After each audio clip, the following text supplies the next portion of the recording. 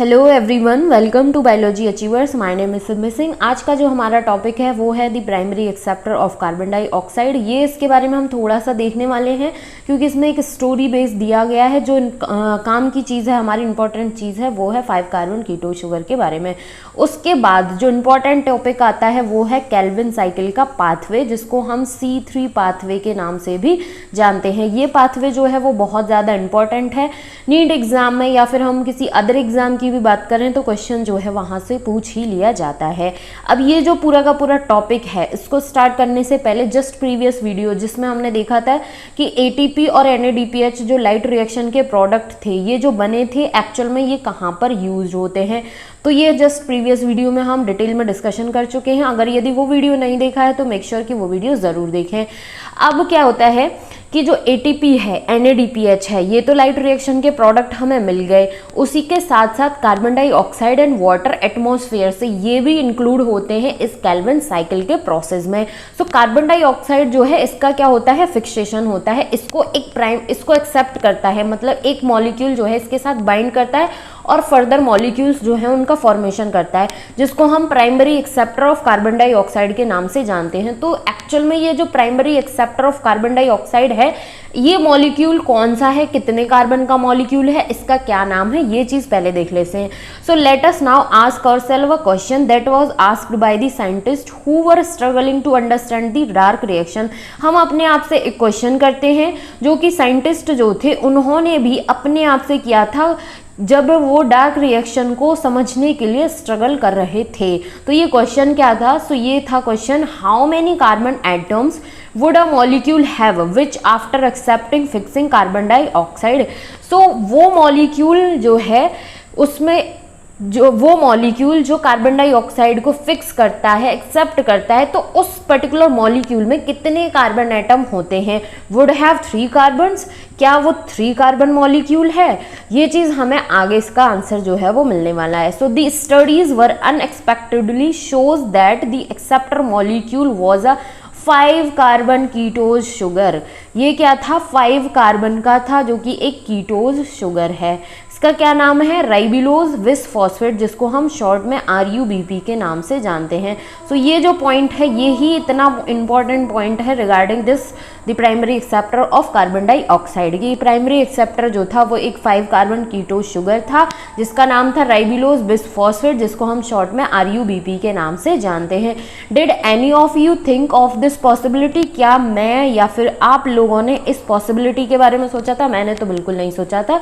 Don't worry, जो scientist थे also took a long time and conducted many experiment to reach this conclusion। जो scientist इस पर काम कर रहे थे उनको भी बहुत लंबा टाइम लगा, बहुत सारे एक्सपेरिमेंट्स जो हैं वो कंडक्ट करने पड़े इस कंक्लूजन तक पहुंचने के लिए, ये 5 कार्बन कंपाउंड जो है इस तक पहुंचने के लिए। They also believe that since the first product was a C3 acid the primary acceptor would be a carbon compound. अब ये जो केल्विन साइकिल है, ठीक है, डार्क रिएक्शन जो है, इसका जो फर्स्ट प्रोडक्ट था कार्बन डाइऑक्साइड फिक्सेशन के बाद, वो एक 3 कार्बन एसिड था। तो उनका साइंटिस्ट जो थे उनका ऐसा मानना था कि जो प्राइमरी एक्सेप्टर मॉलिक्यूल है कार्बन डाइऑक्साइड का, वो 2 कार्बन कंपाउंड होना चाहिए। They spend many years trying to identify a 2 carbon compound before they discover the 5 carbon RUBP। तो जो साइंटिस्ट थे उन्होंने इस 2 कार्बन कंपाउंड जो है उसको आइडेंटिफाई करने के लिए बहुत सारी साल तक ट्राई किया, बहुत सारे एक्सपेरिमेंट्स कंडक्ट किए, लेकिन ये तो आइडेंटिफाई नहीं हो पाया। उसके बाद क्या हुआ कि इस कंपाउंड को आइडेंटिफाई करने से पहले उनको ये 5 कार्बन वाला कीटो शुगर, जिसको हम राइबिलोज बिस फॉस्फेट के नाम से जानते हैं, ये आइडेंटिफाई हुआ और ये पता चला कि यही वो मॉलिक्यूल है, यही प्राइमरी एक्सेप्टर मॉलिक्यूल है कार्बन डाइऑक्साइड का। सो आई होप कि ये इतनी सी जो स्टोरी है वो अच्छे से समझ में आया होगा। इंपॉर्टेंट बात ये है कि 5 कार्बन कीटो शुगर, जिसको हम राइबिलोज बिस फॉस्फेट RUBP के नाम से जानते हैं, ये प्राइमरी एक्सेप्टर होता है कार्बन डाइऑक्साइड मॉलिक्यूल जो है उसका। अब हम अपने मेन पाथवे की तरफ चलते हैं, दैट इज केल्विन साइकिल। सो ये जो केल्विन साइकिल है, इसके बहुत सारे ऑल्टरनेटिव नेम हैं, जिसको हम केल्विन साइकिल के नाम से जानते हैं, C3 पाथवे के नाम से जानते हैं। यहाँ पर मैं शॉर्ट में लिख रही हूँ, आप अपनी नोटबुक जो है जहाँ पर नोट्स प्रिपेयर करते हैं उसमें ये सारे पाथवे जो है, दैट मीन्स एक पाथवे के जितने डिफरेंट नेम हैं वो ज़रूर से लिखें, क्योंकि किसी भी पाथवे के रिगार्डिंग क्वेश्चन आ जाता है, लिखा हुआ रहता है, या फिर मे बी पाथवे के एक पाथवे के इतने सारे नाम हैं तो उस पर भी क्वेश्चन जो है वो बनाया जा सकता है। तो इस पाथवे को हम केल्विन साइकिल C3 पाथवे के नाम से जान सकते हैं, लाइट इंडिपेंडेंट पाथवे के नाम से जानते हैं, इसको हम डार्क रिएक्शन के नाम से भी जानते हैं, इसको हम फोटोसिंथेटिक कार्बन रिडक्शन साइकिल के नाम से भी जानते हैं। सो इतने सारे नाम है एक पर्टिकुलर टॉपिक जो है उसके। अब इसमें देखते हैं हमें क्या करना है। So Calvin and his coworker then worked out the whole pathway and show that the pathway operated in a cyclic manner. जो केल्विन थे, मेल्विन केल्विन जो साइंटिस्ट थे वो, और उनके जो को वर्कर थे, उन्होंने इस पूरे के पूरे पाथवे पर काम किया और ये बताया कि ये जो पाथवे है वो साइक्लिक मैनर में ऑपरेट होता है। और इसमें जो ये प्राइमरी एक्सेप्टर मॉलिक्यूल है कार्बन डाइऑक्साइड का, राइबुलोज बिसफॉस्फेट, इसका क्या होता है, रीजनरेशन होता है। सो ये पॉइंट जो है वो इम्पॉर्टेंट है। एग्जाम में अगर पूछा जाता है कि केल्विन साइकिल में कौन से मॉलिक्यूल का रीजनरेशन होता है, तो वो मॉलिक्यूल होता है ribulose bisphosphate RuBP। Let us now see how the Calvin pathway operates and where the sugar is synthesised. अब हम देखते हैं कि केल्विन पाथवे जो है वो कैसे ऑपरेट होता है और शुगर्स जो है वो कहाँ पर सिंथेसाइज्ड होता है। Let us at the outset understand very clearly that the Calvin pathway occurs in all photosynthetic plants. It does not matter whether they have C3 और C4 और एनी अदर पाथवे। यहाँ पर हमें बहुत ही क्लियरली बताया गया है कि केल्विन पाथवे जो है वो उन सारे के सारे फोटोसिंथेटिक प्लांट्स में देखा जाता है, रन होता है, चाहे वो C3 पाथवे का हो, चाहे वो C4 प्लांट हो, या फिर कोई अदर पाथवे जो है उसको फॉलो करने वाला प्लांट हो। लेकिन फोटोसिंथेटिक जितने भी प्लांट्स हैं उन सब में केल्विन साइकिल जो है वो रन होता है। For ease to understanding the Calvin cycle can be described under 3 categories, carboxylation, reduction and regeneration. Calvin cycle जो है इसके 3 स्टेजेस होते हैं, ये सीक्वेंस भी बहुत अच्छे से ध्यान में रखना है। फर्स्ट कार्बोक्सिलेशन, फिर रिडक्शन, देन रीजनरेशन। इसके सीक्वेंस के बेसिस पर भी क्वेश्चन जो है वो पूछा जाता है नीट एग्जाम में। सो फर्स्ट जो स्टेज है केल्विन साइकिल का, that is carboxylation, that is the fixation of carbon dioxide into a stable organic intermediate. यहाँ पर क्या होगा, सबसे पहले कार्बन डाइऑक्साइड जो है वो अपने प्राइमरी एक्सेप्टर मॉलिक्यूल जो है उसके साथ कंबाइन होगी और उसके बाद एक स्टेबल ऑर्गेनिक इंटरमीडिएट जो है उसका फॉर्मेशन करेगी। Carboxylation is the most crucial step of the Calvin cycle where carbon dioxide is utilised for the carboxylation of RuBP। जो केल्विन साइकिल है उसमें मोर क्रूशियल स्टेप है कार्बोक्सिलेशन, और इस कार्बोक्सिलेशन के प्रोसेस में क्या होता है, कार्बन डाइऑक्साइड जो एटमॉस्फेयर में कार्बन डाइऑक्साइड प्रेजेंट है उसको यूटिलाइज किया जाता है, उसका यूटिलाइजेशन होता है RuBP जो राइबुलोज बिसफॉस्फेट है इसके कार्बोक्सिलेशन के लिए। This reaction is catalysed by the enzyme RuBP carboxylase. अब ये जो एंजाइम है राइबुलोज बिसफॉस्फेट कार्बोक्सिलेज, ये एंजाइम भी इंपॉर्टेंट है। क्वेश्चन पूछा जा सकता है कार्बोक्सिलेशन का जो प्रोसेस है उसमें एंजाइम जो है वो कौन सा यूज होता है। सो एंजाइम कौन सा है, RuBP carboxylase, which result in the formation of 2 molecule of 3PGA। जो ये एंजाइम है इसमें क्या हुआ कि primary acceptor molecule plus atmosphere में जो कार्बन डाइऑक्साइड प्रेजेंट है, ये RuBP कार्बोक्सिलेज इस एंजाइम की प्रेजेंस में क्या करेंगे, 2 मॉलिक्यूल बनाएंगे 3PGA के। अब ये 3PGA क्या होता है इसके बारे में हम प्रीवियस वीडियोस में ऑलरेडी डिस्कस कर चुके हैं। तो अगर यदि नहीं पता है तो प्लीज़ पीछे के जो वीडियोस हैं, लेक्चर्स हैं, उनके बारे में ज़रूर पढ़ें। Since this enzyme also has a oxygenation activity, it would be more correct to call it RuBP carboxylase oxygenase और Rubisco। अब ये जो RuBP carboxylase एंजाइम है, इस एंजाइम के पास 2 साइट होती है, 2 एक्टिव साइट्स होती हैं। एक कार्बन डाइऑक्साइड को एक कार्बन डाइऑक्साइड के लिए होती है, इस बेसिस पर हम इसको कार्बोक्सिलेज के नाम से जानते हैं। एक एक्टिव साइड ऑक्सीजन के बाइंडिंग के लिए होती है, इसलिए इसको हम ऑक्सीजनेज के नाम से जानते हैं। तो इन दोनों टर्म्स को मिलाकर हम मोर एक्यूरेटली इस पर्टिकुलर एंजाइम को हम RUBP carboxylase oxygenase in short Rubisco के नाम से जानते हैं। सो आई होप कि केल्विन साइकिल का first step that is the carboxylation जो है वो अच्छे से समझ में आ गया होगा। इस छोटे से पॉइंट में बहुत सारी चीज़ है इंपॉर्टेंट जो कि नीट एग्जाम के पॉइंट ऑफ व्यू से बहुत ज़्यादा इंपॉर्टेंट हो जाती है। अब हम मूव करते हैं नेक्स्ट जो इसका स्टेज है उस पर। यहाँ पर अगर यदि हम बात करें the Calvin cycle proceed in 3 stage. First stage की बात करें carboxylation during which carbon dioxide combine with ribulose 1,5 bis phosphate. Carboxylation में क्या होता है, कार्बन डाइऑक्साइड जो है वो राइबुलोज 1,5 बिस फॉस्फेट के साथ कंबाइन हो जाता है। सेकेंड स्टेप जो है जिसको हम रिडक्शन के नाम से जानते हैं, इसमें क्या होता है, these are a series of reaction that lead to the formation of glucose. Reduction का जो स्टेप है इसमें क्या होता है, इसमें बहुत सारे रिएक्शंस की सीरीज होती हैं। कहने का मतलब ये हो गया बहुत सारी रिएक्शंस होती हैं और उसके बाद शुगर का फॉर्मेशन जो है वो देखने को मिलता है। This step involve utilisation of 2 molecule of ATP for phosphorylation and 2 molecule for reduction per carbon dioxide molecule fixed. इस रिडक्शन के प्रोसेस में क्या होता है, 2 मॉलिक्यूल जो हैं वो कार्बन डाइऑक्साइड के 2 मॉलिक्यूल ATP के फॉस्फोराइलेशन के लिए यूज होते हैं और साथ ही साथ 2 मॉलिक्यूल जो हैं वो NADPH के यूज होते हैं for reduction per carbon dioxide molecule fixed. एक कार्बन डाइऑक्साइड मॉलिक्यूल का रिडक्शन करने के लिए 2 NADPH मॉलिक्यूल जो हैं वो यूज होते हैं। The fixation of 6 molecules of carbon dioxide. अब यहाँ तक तो हमें एक मॉलिक्यूल के बारे में बता दिया कि एक कार्बन डाइऑक्साइड मॉलिक्यूल जो है वो फिक्स हो रहा है, तो 2 ATP यूज हो रहे हैं फॉस्फोराइलेशन में और 2 NADPH जो है वो भी यूज हो रहे हैं। ठीक है, जब 6 कार्बन डाइऑक्साइड मॉलिक्यूल जो हैं वो क्या होते हैं, फिक्स होते हैं। 6 टर्न जो है साइकिल के रिक्वायर्ड होते हैं for the removal of 1 molecule of glucose from the pathway.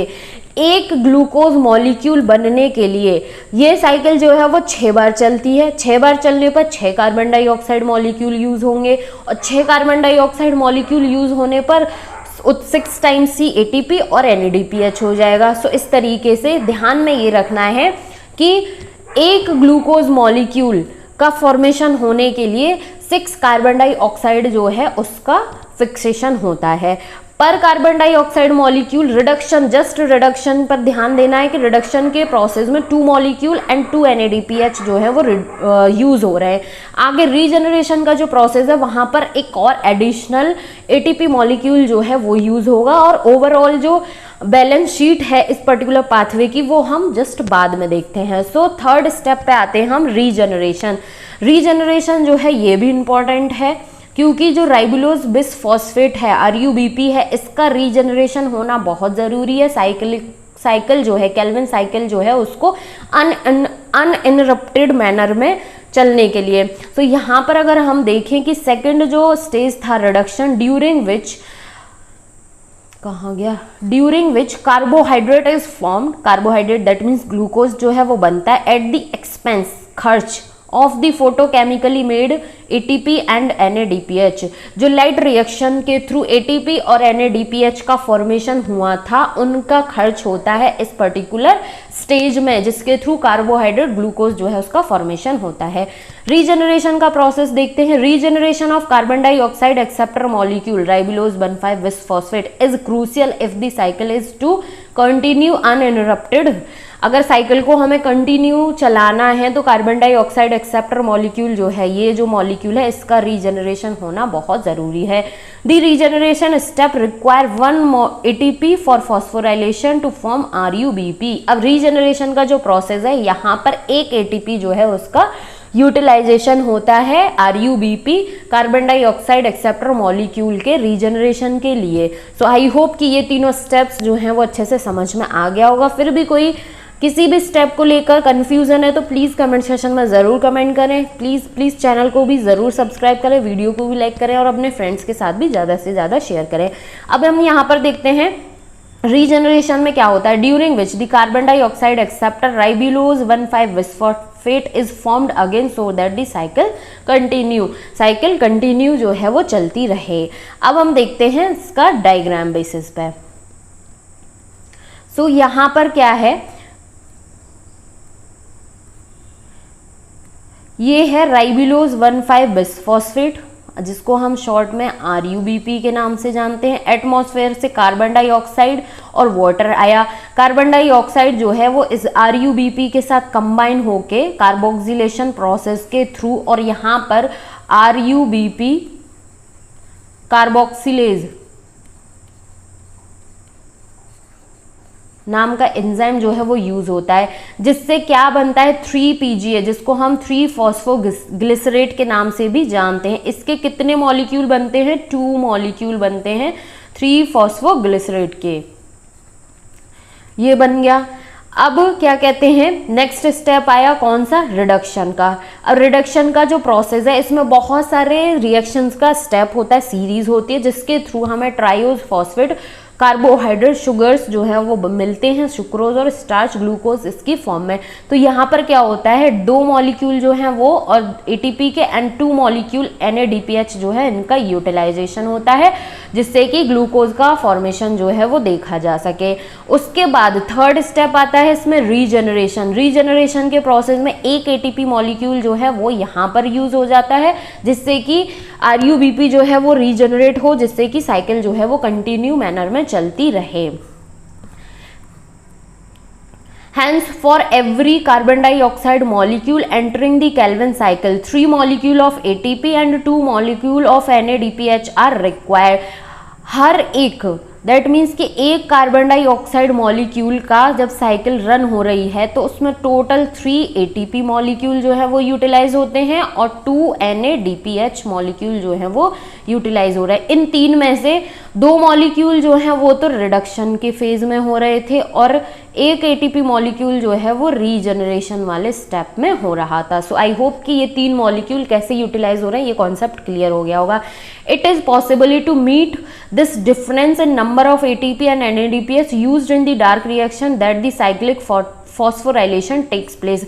अब ये जो डिफरेंस है कि 3 ATP मॉलिक्यूल्स यूज हो रहे हैं, 2 NADPH मॉलिक्यूल यूज हो रहे हैं डार्क रिएक्शन में, तो इस डिफरेंस को मीटअप करने के लिए साइक्लिक फॉस्फोराइलेशन का जो प्रोसेस है वो देखने को मिलता है रीजनरेशन वाले स्टेप में। To make 1 molecule of glucose, अब ग्लूकोज का एक मॉलिक्यूल बनाने के लिए क्या होता है 6 टर्न्स जो हैं वो केल्विन साइकिल के रिक्वायर्ड होते हैं। 6 बार साइकिल जो है वो इस तरीके से रन होगी तब जाकर हमें एक ग्लूकोज मॉलिक्यूल जो है वो मिलेगा। ठीक है, so work out how many ATP and NADPH molecule will be required to make 1 molecule of glucose through the Calvin pathway। अब Calvin pathway के थ्रू एक ग्लूकोज मॉलिक्यूल बनाने के लिए कितने ATP मॉलिक्यूल और कितने NADPH मॉलिक्यूल जो है वो रिक्वायर्ड होते हैं। तो यहाँ पर हम ये कैलकुलेशन देख लेते हैं कि हमने पढ़ लिया एक कार्बन डाइऑक्साइड फिक्स होने में 3 ATP मॉलिक्यूल यूज हो रहे हैं और 2 NADPH मॉलिक्यूल जो है वो यूज हो रहे हैं। अब क्या होता है कि 6 कार्बन डाइऑक्साइड मॉलिक्यूल्स जो है उसका फिक्सेशन होगा तब जाकर एक ग्लूकोज मॉलिक्यूल मिलेगा। दैट मीन्स कि 6 टाइम साइकिल रन होगी जब एक ग्लूकोज मॉलिक्यूल जो है उसका फॉर्मेशन होगा। सो 6 कार्बन डाइऑक्साइड मॉलिक्यूल के लिए कितने ATP जो हैं वो यूज होंगे, तो 3 × 6 = 18 ATP मॉलिक्यूल जो है वो यूज होंगे। 2 × 6 बराबर हो जाएगा 12 NADPH, 12 NADPH मॉलिक्यूल यूज होंगे और 18 ATP मॉलिक्यूल जो है यूज होंगे तब जाकर एक ग्लूकोज मॉलिक्यूल जो है उसका फॉर्मेशन होता है। सो आई होप कि ये जो कैलकुलेशन है ये भी अच्छे से समझ में आ गया होगा। It might help you to understand all of this if we look at what goes in and what comes out of the Calvin cycle। ये जो पर्टिकुलर टेबल दी हुई है ये हमें ये समझने में हेल्प करेगी कि कितने मॉलिक्यूल किसके आए साइकिल में एंटर किए और कितने किसके मॉलिक्यूल बाहर गए। जब 6 कार्बन डाइऑक्साइड साइकिल में फिक्स होते हैं, एंटर करते हैं, इन होते हैं, तब जाकर एक ग्लूकोज मॉलिक्यूल जो है वो रिलीज होता है, फॉर्म होता है। 18 एटीपी मॉलिक्यूल्स जो है वो साइकिल में आते हैं, यूज होते हैं, तब जाकर 18 एडीपी मॉलिक्यूल्स जो है वो आउट होते हैं साइकिल से। 12 NADPH मॉलिक्यूल इन होते हैं साइकिल में और उससे 12 NADP मॉलिक्यूल्स जो है वो आउट होते हैं। सो ये जो पर्टिकुलर टेबल है ये भी बहुत ज़्यादा इंपॉर्टेंट है एंड इसका ये जो कैलकुलेशन है ये भी इंपॉर्टेंट है regarding C3 pathway Calvin cycle. यहाँ पर हो जाता है हमारा ये पाथवे भी कंप्लीट। आई होप कि पर्टिकुलर वीडियो जो है वो बहुत अच्छे से समझ में आया होगा। अगर फिर भी कोई डाउट है, कोई भी प्रॉब्लम है तो प्लीज़ कमेंट सेक्शन में ज़रूर कमेंट करें, चैनल को सब्सक्राइब करें, वीडियो को लाइक करें और अपने फ्रेंड्स के साथ भी शेयर करें। Thank you so much for watching.